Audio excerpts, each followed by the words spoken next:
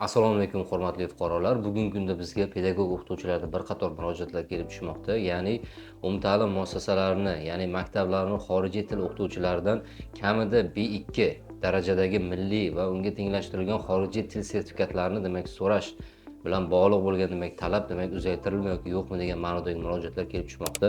Xabaringiz bor, Vazirlar Mahkamasining 2021-yil may oyidagi tegishli qarori bilan umumta'lim muassasalarining xorijiy til o'qituvchilariga 2024-2025 o'quv yiliga qadar xorijiy til sertifikati, ya'ni milliy va unga tenglashtirilgan xorijiy til sertifikati kamida B2 darajadagi sertifikat olish talab qo'yilgan edi. Va bugungi kunda albatta pedagoglar tomonidan kelib tushayotgan bir qator takliflarga asosan O'zbekiston Respublikasining Maktabgacha va maktab ta'lim vaziri tomonidan ushbu xorijiy til o'qituvchilarini yanada rag'batlantirish, ularni B2 darajadagi milliy va unga tenglashtirilgan xorijiy sertifikatlarni olish imkoniyatini oshirish maqsadida maktablarda bepul onlayn va offlayn darslar tashkil etilgan va ushbu darslar orqali bugungi kunda bir qator xorijiy til o'qituvchilari til sertifikatlariga ega bo'lmoqda.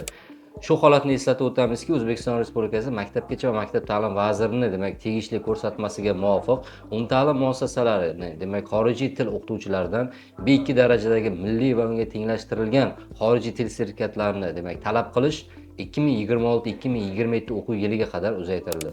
Demak, hurmatli o'qituvchilar, siz ham B2 darajadagi milliy va unga tenglashtirilgan xorijiy til sertifikatini 2026-2027 o'quv yiliga qadar ham olishingiz shart hisoblanadi. Yurtdoshlar, agar o'zingizni qiziqtirgan boshqa huquqiy masalalar bo'yicha ma'lumot olmoqchi bo'lsangiz, bizning advice.uz huquqiy axborot portalidan bemalol foydalanishingizni eslatib o'tamiz.